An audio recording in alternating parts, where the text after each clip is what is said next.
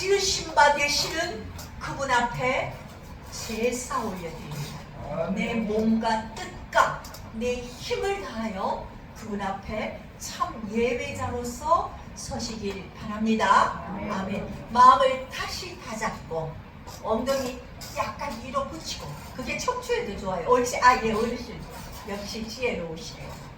자, 내 몸을 바로 세우듯이 내 마음을 바로 세우시고 하나님 앞에 기도 올려드리겠습니다.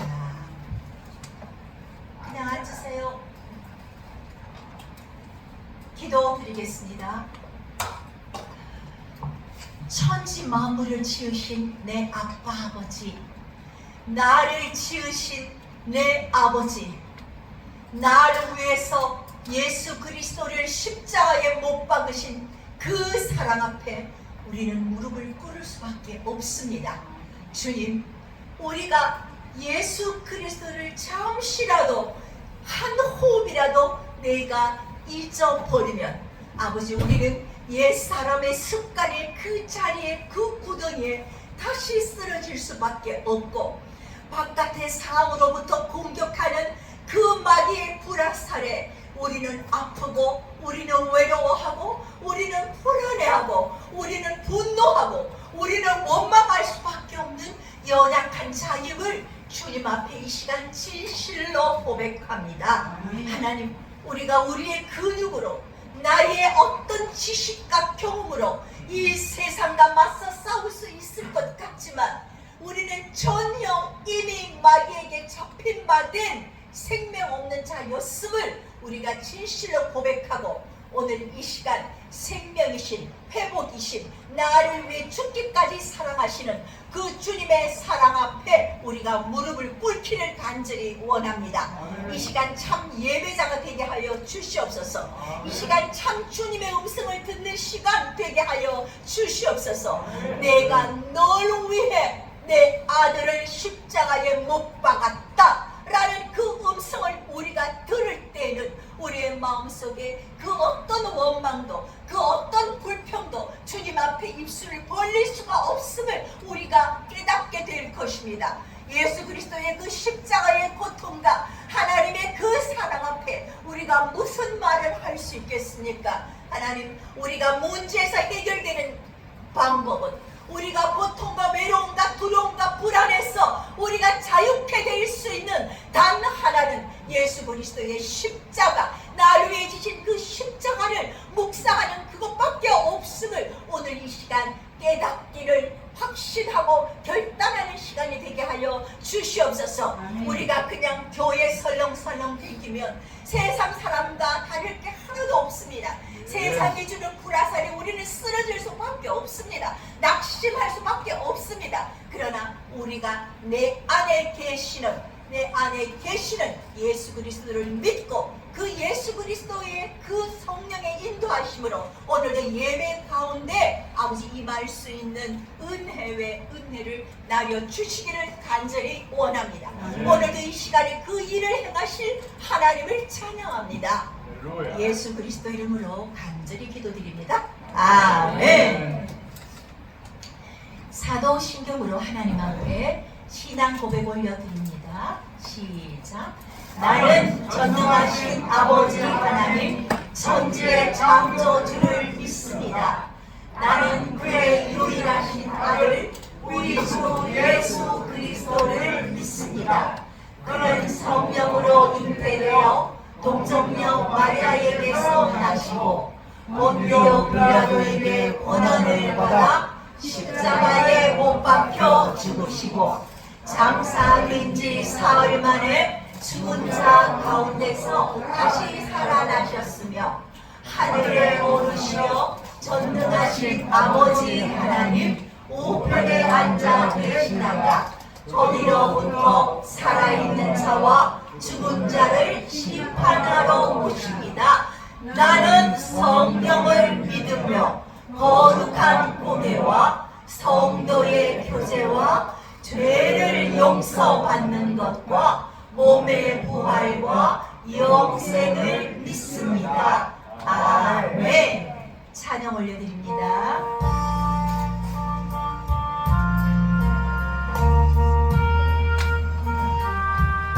예수밖에 없음을 고백합니다.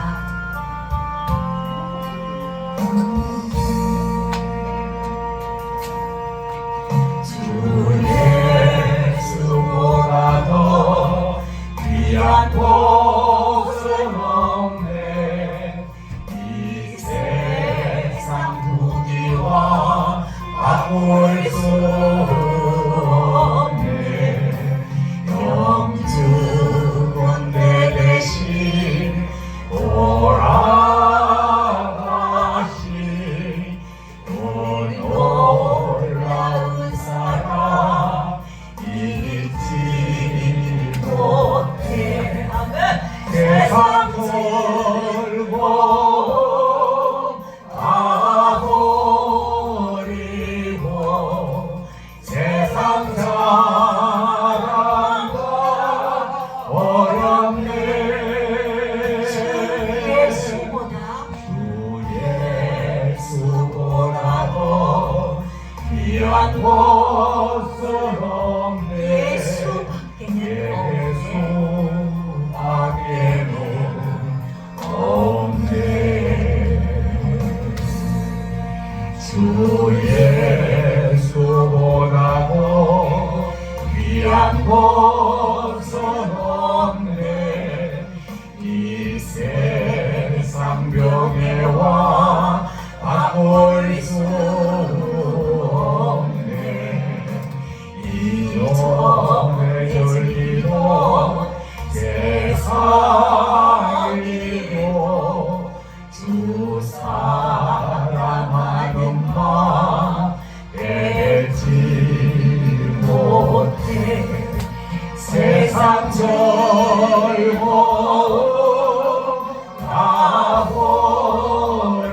가버리고 세상 자랑과 어렵네.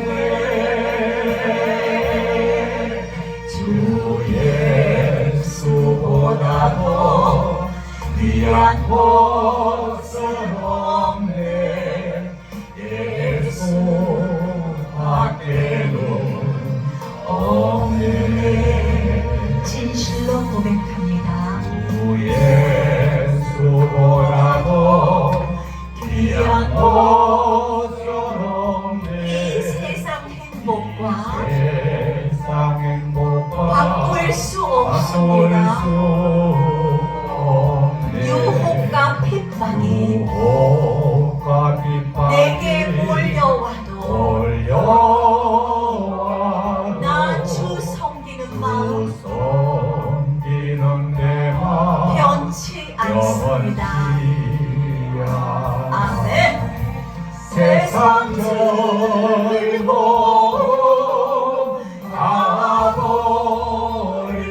가버리고 세상 자랑과 어렵네. 주 예수보다도 귀한 곳은 없네. 예수 밖에는 없네. 아멘. 아멘. 예배를 위하여 대표 기도해 주시겠습니다.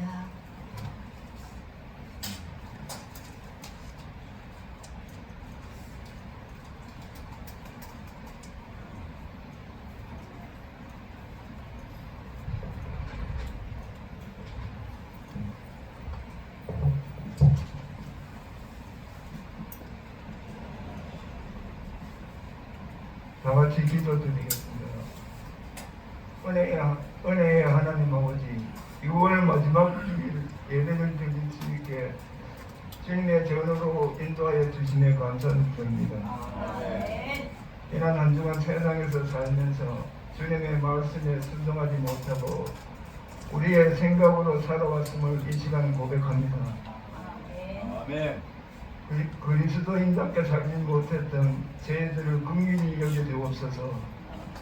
하나님을 즐거워하고 찬양하기보다는 육체의 쾌락을 구했던 저희들을 용서하여 주옵소서. 거룩하신 십자가의 보혈로 씻어 주사 우리들의 어긋나고 일그러진 모습이 바로 설 수 있도록 도와주옵소서. 그리하여 인간의 욕심이 아닌 성령의 인도하심에 따라 살아가게 하시고 오직 하나님의 영광을 위해 살게 하옵소서. 교회 안에 여러 가지 수고하고 무거운 짐을 진 자를 위해 기도합니다. 세상의 염려와 근심으로 무거운 마음을 가지고 나온 성도들이 예배를 드리는 동안 주님의 평안으로 채워지게 하시고 주님의 말씀으로 위로를 받고 힘을 얻어 소망이 넘치도록 하여 주옵소서. 몸이 아프시고 연약한 성도에게는 치유의 은혜로 육신의 건강을 더하여 주옵소서. 담임 목사님의 입을 통하여 귀한 생명의 말씀, 축복의 말씀을 선포될 때 우리의 심령마다 변화가 되고 치유되는 놀라운 은혜가 나리는 귀한 시간 되게 하여 주옵소서. 선포되는 말씀이 심령과 골수에 새겨져 말씀으로 변화받고 삶 속에서 선한 영향력을 끼치는 작은 예수로 살아가게 하옵소서. 교회 곳곳에서 청성하는 손길들을 기억하시고 하늘의 신령한 복과 땅의 기름진 복이 충만하게 하옵소서. 대대의 주인 되시는 예수님 이름으로 기도드립니다. 아멘.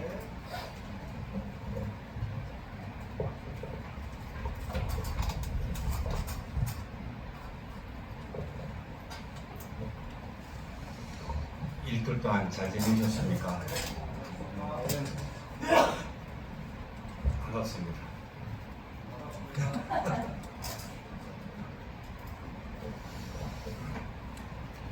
오늘은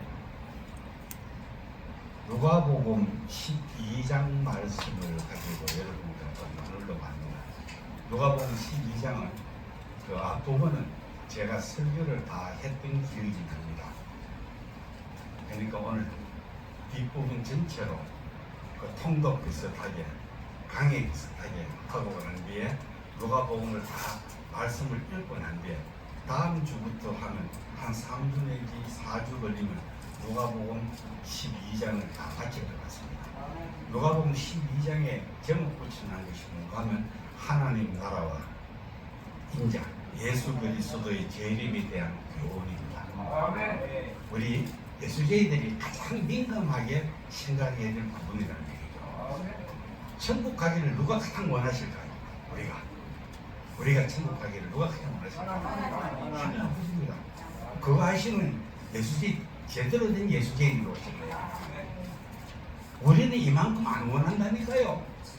세상도 올기 바빠갖고 하나님은 진짜 가슴을 저리면서 우리가 거기 가기 원하세요. 그래서 성경 말씀에 오늘도 새벽에 앉아갖고 깨서 책상에 앉아서 누가복음 12장을 쭉 읽으면서 묵상을 하는데 행여나 몰라서 모으면 내 딸들이 있을까 싶어. 후보생들이 야들아 이래 안 하면 안 된다는 말씀이 이 말씀 속에 후보생들이 들어있다는 얘기예요. 또 이걸 갖다가 누가복음을 누가 찍었느냐 하는 것도 막 뺏어 누가 찍었습니까? 사도행전까지 적었을 거예요. 네오빌러요 하면서 총독한테 편지 썼던 그분입니다. 그 대신에 이과 출신입니다. 저는 문과 출신이고요. 문학전공했으니까. 그런데 이과 출신들은 아주 규모가 있고 딱 절제되고 잘 봅니다. 그래서 누가복음 보면 1절에서 12절까지는 제자들이 하시는 주님의 말씀입니다. 13절에서 21절까지는 무리들에게 하는 말씀이고 또다시 22절에서 53절까지는 다시 제자들에게 하시는 말씀입니다. 그리고 다시 무리들에게 하는 말씀이 54절에서 59절까지 되게 합니다. 근데 제가 이걸 보면서 누가가 세심하다고는 이 사도를 그렇게 생각을 했습니다만 결국 우리가 다 해야 될 거예요. 제자들도 처음에 예수님이 누군지 잘 모르지 않습니까? 근데 성령의 인도함으로써 따라서 가니까 그분이 예수님이라는 사실을 하루하루 지내면서 배워서 몸에 익히게 되는 우리가 지금 예수님 누구신지 잘 모르는 분들이 여기에 앉아 계신다 한다 하더라도 이것은 성령님의 인도하심으로 분명히 아시기 바랍니다. 그럼 여기서 정목이부터 시작해서 간단한 것까지 먹을 수 있도록 장성해서 예수님이 우리한테 하신 것처럼 그 복음을 들고 남에게 전달하는 데까지가 하나님이 우리한테 주요한 임무라는 사실을 명심하십니다. 이거 제대로 되어야만이 예수제라는 소리를 들을 수 있다는 얘기입니다. 자, 그러면 그렇게 분리했던 그 이야기 중에 1절에서 12절까지는 제목이 소제목이 박해를 두려워하지 말라는 얘기입니다. 이 세상은 예수 그리스도로 이미 저 적들에게 이겨놓은 세상이라는 얘기예요. 박해는 있을 수밖에 없다는 얘기입니다. 예수 그리스도가 이 땅에 또 오시고 나니까 예수 그리스도를 따르는 자들과 거절하는 자들로 나눌 수밖에 없다는 얘기죠. 그러니까 예수 그리스도를 따르는 자들을 누가 박해를 하느냐 하는 것다만 제가 아침에 이러면서 들었습니다. 예수님을 중간에 딱 놔두고 어떤 자들이 양쪽에서 설치느냐 하면 선하게 설치는 자들은 예수제들입니다. 주님의 제자들을 위시하여 이 세상 것보다는 주님이 주시는 그 말씀 안에서 참으로 내가 누군 줄을 알고 내가 어떻게 될 것이라고 깨달은 자들의 주님을 따르는 부류와 이거보다는 더 바리새인들, 율법학자들, 유대 종교 지도자들처럼 지금은 이 자리에 앉아 있습니다만 이 육신의 삶의 유익을 위해서 예수님까지도 본청 몸본청 한번 접을 수 있는 자들로 딱 구분할 수밖에 없다는 얘기입니다. 악한 세력들이죠. 이 악한 세력들은 예수 믿는 자들을 핍박할 수밖에 없다는 얘기입니다. 핍박이 겉으로 드러나는 게 박해입니다. 그래 그 염려하지 말라는 얘기입니다. 성령의 것이므로 하나님이 나를 만드신 하나님을 방불하게 나를 만드신 나의 아버지이시고 그분이 전지전능하신 분이며 어느 누구도 그분을 이길 자가 없는 하늘에 계신 우리 아버지라는 생각이 우리 가슴과 머리에 든다면 우리가 이 세상에서 두려워할 일이 무엇이 있느냐. 아멘. 그게 1절에서 12절 말씀입니다. 그러고 그 말씀 이게 나옵니다. 이 너희를 박힌 이 자들의 죄성은 마지막 날에 다 드러나는데 그걸 두려워하지 말고 너희가 죽고 난 뒤에 천국과 지옥으로 가를 그분을 두려워하라고 어제를 그것이 1절에서 12절 말씀입니다. 그리고 13절에서 20절은 무리들한테 하는 이야기인데 주님 내가 돈이 이래 많은데 저거 창고 크게 지어가 거기 절축해놓고 난 뒤에 호사롭고 땡땡거리면 여기가 천당 거지 살면 안 되는 거 할게요. 주님 이래 말씀하십니다. 오늘 내가 네 영혼을 불러가면 네 어떻게 할 거냐 끝이라는 이야기입니다. 이 말 속에 주님 어떤 뜻이 들리냐면 제가 속에도 몇 번 얘기했죠. 이 세상의 물질은 복음을 들고 주님의 일을 하고 하루 세상에 나갔을 때 서인은 하나의 도구입니다. 그 있어야 됩니다. 열심히 해서 벌이 갖고 해야 되는데 그것이 진실한 청직으로서 주님이 우리한테 맡기신 그 물질을 갖고 어떻게 선하게 서느냐 하는 그 모습이 그곳에서 나타난다는 얘기예요. 주님 앞에 섰을 때 주님 제가 땅에서 숨어놨다가 물질이 저한테 이만큼 있습니다 그러면 심판의 날 우리 혼납니다. 한 푼도 없이 주님의 뜻대로 다 쓰고 주님 앞에 발가벗고 섰습니다. 그 자가 주님한테 신실한 청직이라고 칭찬받는 종이에요. 아멘. 그 얘기입니다. 물질은 친구하고 전혀 상관없다는 얘기. 물질은 하나님의 사랑하는 자들을 위로할 때 쓰이는 그 도구라는 얘기밖에 없다는 얘기. 남한테 사랑할 거 절대 아닙니다. 일성은 힘든 자들한테 퍼내주라는 얘기. 아멘. 그리고 세 번째 22절에서 34절 얘기입니다. 세상 염려가 근심으로부터 자유하라는 얘기입니다. 뭔가 세상에 이 없으면 안 되는 거 싶어갖고 그 먹고 먹을 거 입을 거내 살고 생활을 준비하고 공경하는 새를 보라. 덜이 빈백화 바라보라. 저들이 길상도 아니하고 시도 안 씻는데 저들이 먹고 입고 당하지 않느냐. 너희들은 내 일만 하고 있으면 너희들을 먹이는 자는 내다. 너가 아버지 하나님이다.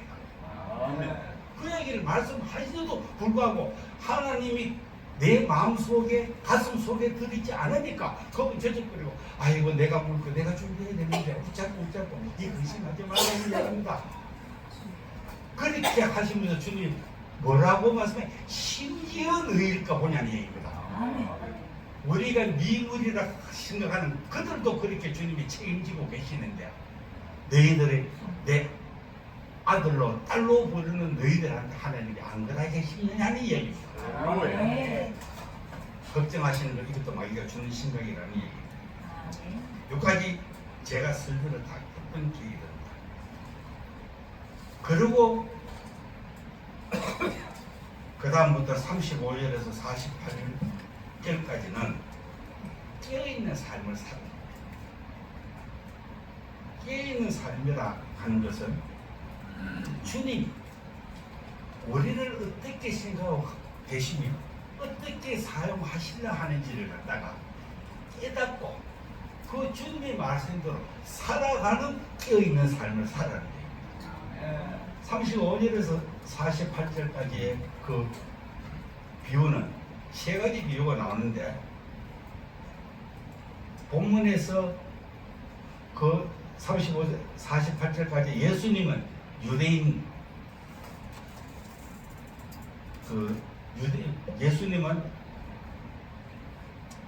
예수님의 그 비유가 이랬습니다. 우리하고는 풍습과 경우가 좀 다르기 때문에 그것도 유대인들하고 우리하고는 비슷한 게 참 많습니다. 물동이 머리에 이고 다니는 거, 업고 다니는 거, 막 이런 많은데 그때 있는 유대인들한테 이 말씀이 이야기에 막 속속 귀에 들어오는 풍습을 얘기하고 계신다는 얘기입니다. 그래서 첫째는 혼인집에서 돌아오는 주인과 그 주인을 맞는 종에 대한 예였고, 두 번째는 집주인과 도둑에 대한 비유였고, 세 번째는 주인과 청객에 대한 비유였습니다. 이 세 비유는 예수님과 우리가 어떻게 만날 수 있다는 그 사실을 우리한테 얘기를 해주는 부분입니다. 이 세 비유는 똑같이 공통점을 지니고 있는데 그것은 언제 어느 때에 오실지 모르는 주님을 항상 깨어있는 믿음의 삶으로 맞이하라는 예화라는 얘기입니다. 그러면 성도는 어떤 자세로 깨어 있어야 하느냐는 얘기입니다. 첫 번째 35절에서 38절까지 말씀을 제가 읽겠습니다. 그의 띠를 띠고 등불을 켜고 서 있으라. 너희는 마치 그 주인이 혼인집에서 돌아와 문을 두드리면 곧 열어주려고 기다리는 사람과 같이 되라. 주인이 와서 깨어있는 것을 보면 그 종들은 복이 있으리로다. 내가 진실로 너에게 이르노니 주인이 띠를 띠고 그 종들을 자리에 앉히고 나와 수종들이라. 주인이 혹 2경이나 3경에 이르렀어도 종들이 그같이 하고 있는 것을 보면 그 종들은 복이 있으리로다. 이 말도 안 되는 이야기가 이 말씀에 들어있습니다. 이렇게 행하면 내가 종처럼 너희를 갖다가 천국에서는 섬기겠다는 얘기예요. 예수님이 허리에 띠띠고 이 종의 모습이거든요. 그런데 지금 주님이 어디가 계시냐 하면 혼인집이 어디입니까? 잔치집이죠. 주님 누가 고난하셨습니까? 우리하고 하셨다니까요. 주님 신부 들고 같이 마련하고 지금 천국에 가 계신다는 얘기입니다. 그 주님은 우리 집 마련해서 내 신부들을 돌아가 편하게 지금 여기 나오지요. 깨어있는 그 주인들에게 내가 주인이 띠를 띠고 종들을 자리에 앉히고 나와 내가 수준되겠다. 그 중에 하나가 천국에 우리 집을 마련하고 계시는 주님이시던데. 그러면 신부는 우리를 뭐 해야 됩니까? 주님한테 갈 때 신랑한테 합당한 짓을 이 세상에서 하고 가야 된다. 아멘.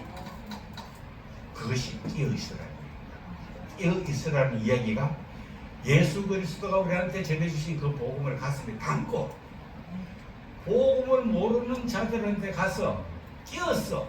지금부터 허리를 동여매고 일하는 전도 일에 전심을 다하라는 얘기입니다. 그것이 주님이 우리한테 깨어있는 삶이라고 합니다.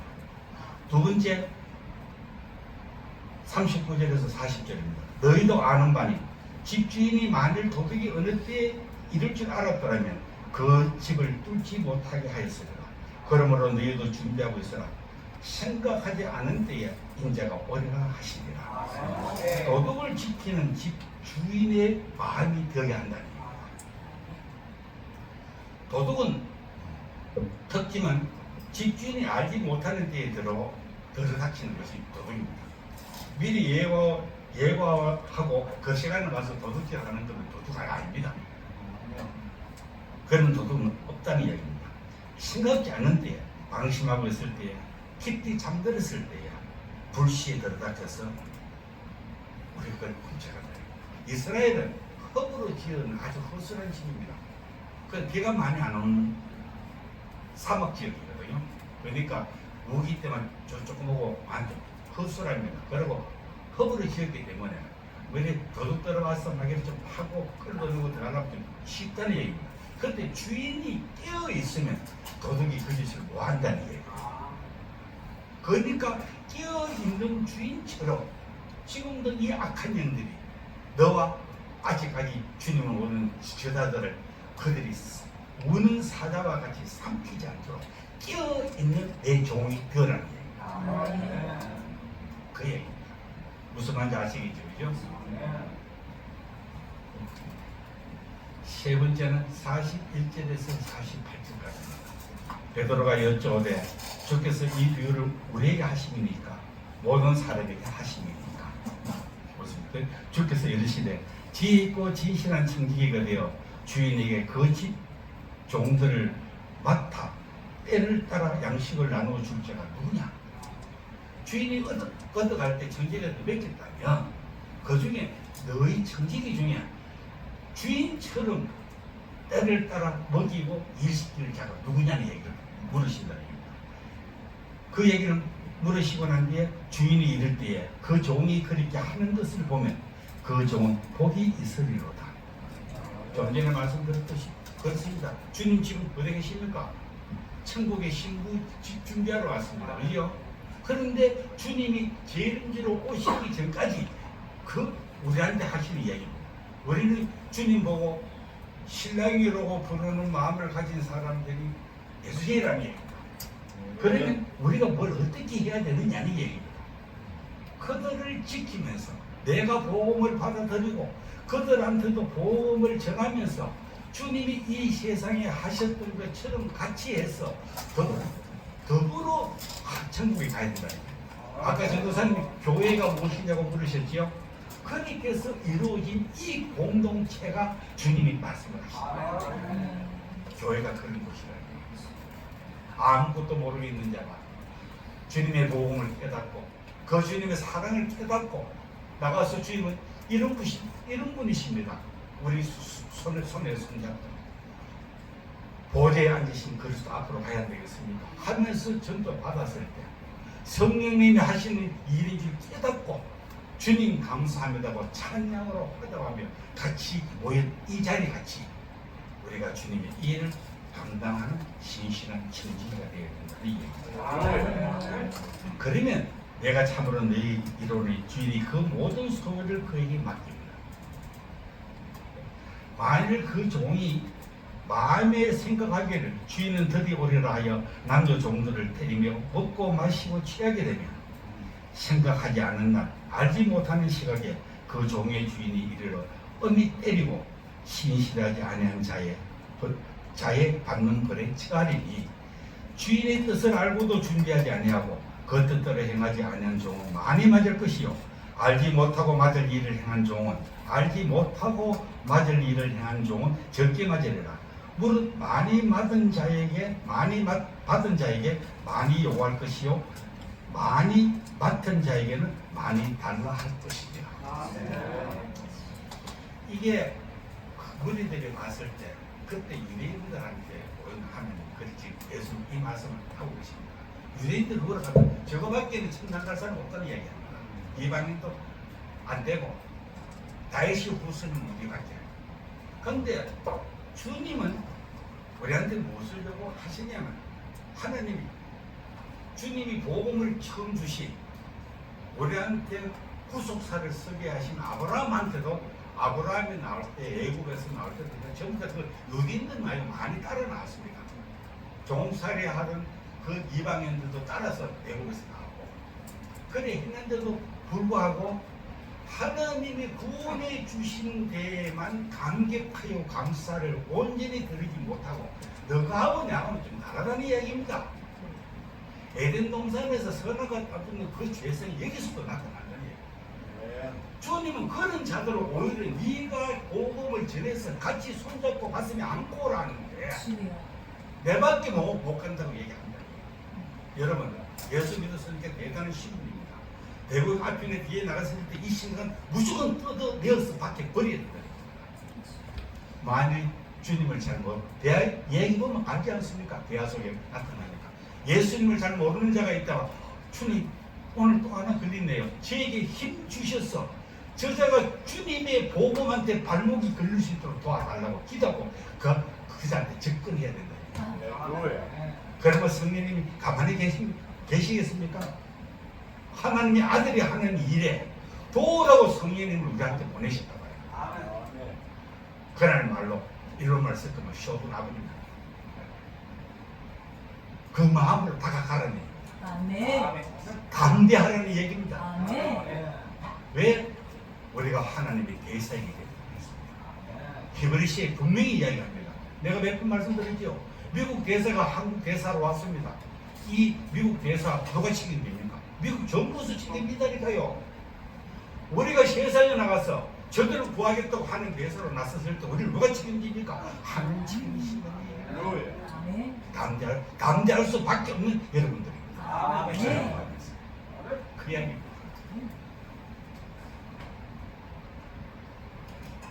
그리고 주님이 49절을 읽겠습니다. 내가 불을 땅에 던지러 왔노라. 이 불이 이미 붙었으면 내가 무엇을 원하리요? 나는 받을 세례가 있으니 그것이 이루어지기까지 나의 답답함이 어떠하겠느냐. 내가 세상에 화평을 주러 온 줄 아느냐? 내가 너에게 이르노니 아니라 도리어 분쟁을 하려 함이로다. 이야기하니까 제사들이 깜짝 놀랄 겁니다. 납득하기 힘든 얘기입니다. 주님은 전 세계를 평정하러 오신 메시아인 줄 알았는데 유대인들은 메시아가 이 땅에 오시면 세상의 모든 질서와 분쟁은 사라지고 화평과 평화의 시대가 도래한다고 믿고 있었다. 그런데 이 유대인들이 생각하는 건 속의 영이 아니고 그냥 바깥 세상만 생각하니까 그런 생각이 나올 수밖에 없다는 얘기예요. 하나님의 형상으로 지음받은 하나님의 형상 수요일도 했고 지난 수요일 하나님의 형상으로 지음받은 형상의 의미는 제일 첫 번째가 영입니다. 제가 그 말씀 드렸죠. 우리한테 하나님이 후하고 영을 불어 넣어 주신 것은 하나님을 알아채는 감각기관이었다고요. 그 영이 죄를 짓고 난 뒤 쫓겨나시기에 죽었다. 그 예수 그리스도의 십자가의 보혈을 인하여 우리가 새 생명을 받아들였을 때 그 영이 살아났다. 아멘. 그래서 이 이스라엘 백성들은 이런 상황에서 메시아로 믿고 있던 예수님이 화평 대신 분쟁을 주러왔다고 선언하시니까 제자들은 놀라고 당할 수밖에 없었습니다. 하지만 이 말씀은 사실입니다. 오늘날까지 역사 속에서 그들을 힘든 진리입니다. 빛 대신 예수님께서 어둠의 이 땅에 오자 빛을 따르는 신자의 무리와 빛을 배척하는 불신자의 무리가 생겨날 수밖에 없었다. 여기에서 세상의 화평은 깨어졌고 대신 이 분쟁이 삭틀 수밖에 없었다니. 이런 점에서 예수님은 화평이 아니라 분쟁과 적대의 불을 이 땅에 던지러 오셨다는 얘기가 맞다는 얘기입니다. 여기 오셨을 때 예수를 그리스도로 믿는 자들은 죄수임은 천국에 들어갈 수밖에 없고 예수를 배척하는 자들은 지옥불에 담길 수밖에 없다는 얘기가 성경 도처에서 나옵니다. 그래서 52절 나옵니다. 이후부터 한 집에 5사람이 있어 분쟁하되 셋이 둘과 둘이 셋과 하리니 아버지가 아들과 아들이 아버지와 어머니가 딸과 딸이 어머니와 시어머니가 며느리와 며느리가 시어머니와 분쟁하리라 하십니다. 그래서 하나님은 마태복음 10장 37절 말씀에 아버지나 어머니를 나보다 더 사랑하는 자는 내게 합당치 아니하고 아들이나 딸을 나보다 더 사랑하는 자도 내게 합당치 아니하며 이렇게 말씀을 하고 계십니다. 사실은 이 말은 우리한테 믿음을 가르치는 말씀이지 부모를 배척하는 얘기는 절대 아니라는 얘기입니다. 아버지를 갖다가 어머니를 혜를 무시하라 하는 얘기 아니고 그 혜련에 응배해서 믿음을 저버리는 일이 없도록 하라는 의미가 이 속에 담겨 있다는 얘기입니다. 성도 여러분, 세상에는 두 무리겠습니다. 한 무리는 세상에 속한 자요, 또 한 무리는 하나님께 속한 자입니다. 때문에 빛과 어둠인 이들 사이에는 보이지 않는 분쟁이 계속 될 수밖에 없는 사실입니다. 만약이란 대립과 분쟁이 싫어서 타협한다면 여러분이 그렇게 세상과 타협한다면 거기에는 예수님을 부인하는 공허한 화평만 남을 수밖에 없다는 사실입니다. 그러므로 성도들은 궁극적인 화평이 도래할 그날까지 예수님이 재림할 그날까지 세상의 불시험과 불박해가 필연적임을 기억하고 그것이 넘어가기나 타협하지 말고 오히려 뜨거운 신앙의 불과 성령이 불러서 승리하는 삶을 살아야 한다는 것이 예수님의 가르치는 교훈입니다. 이제 마지막 말씀입니다. 54절입니다. 또 무리에게 이르시되 너희가 구름이 서쪽에서 이는 것을 보면 곧 말하기를 소나기가 오리라 하나니 과연 그러하고 남풍이 부는 것을 보면 말하기를 심히 더우리라 하나니 과연 그러하니라. 외식하는 자여 너희가 천지의 기상은 풍만할 줄 알면서 어찌 이 시대는 풍만하지 못하느냐. 예수님은 교훈을 하시면서 천지 기상에 대해서 말씀하고 계십니다. 당시 팔레스틴은 지형상 소나기는 서쪽의 지중해에서 올려왔습니다. 그리고 열풍은 남쪽과 동쪽의 아라비아 산맥에서 불어왔기 때문에 유대인들은 불어오는 바람의 방향을 보고 그날의 기상을 감지할 수 있었다는 얘기입니다. 예수님은 천지의 기상은 적달리 분간할 줄 알면서도 시대의 기상에 대해서는 무감각하여 분간치 못하는 무리들을 향하여 외식하는 자들이라고 꾸짖고 계십니다. 곧 겉으로 보이는 물질계는 분간하고 크게 신경을 쓰면서도 그 속에 중요한 영계를 정작 보지 못하고 깨닫지 못함으로 무감각한 자들이기 때문에 주님이 섭섭하면서 이렇게 분별을 나타내고 객관적인 근거를 가지고 이 유대인들은 종교 지도자들은 객관적인 근거를 갖고 있었습니다. 말씀과 성경에서 하는 이야기를 수도 없이 매일 외치고 가르치고 있음에도 불구하고 그들은 자신들의 욕심 때문에 천지의 기상을 분별하고 구별하지 못하기 때문에 주 예수님한테 이역을 얻어먹고 있다는 것입니다. 그래서 주님이 57절, 58절, 59절 이렇게 말씀하십니다. 또 어찌하여 옳은 것을 스스로 판단하지 못하느냐. 네가 너를 고발하는 자와 함께 법관에게 갈 때에 길에서 화해하기를 힘써라. 그가 너를 재판장에게 끌어가고 재판장이 너를 옥졸에게 주어 옥졸이 오기에 가둘까 염려하라.